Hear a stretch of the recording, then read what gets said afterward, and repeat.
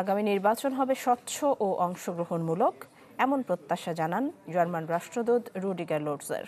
জাতীয় প্রেস ক্লাবে ডিক্যাপ টকে তিনি বলেন, জার্মানির কাছে অংশগ্রহণমূলক নির্বাচন মানে সহিংসতামুক্ত নির্বাচনী প্রচারণা, যেখানে তরুণ ভোটাররা অংশ নিয়ে তাদের মতামত জানাতে পারবে।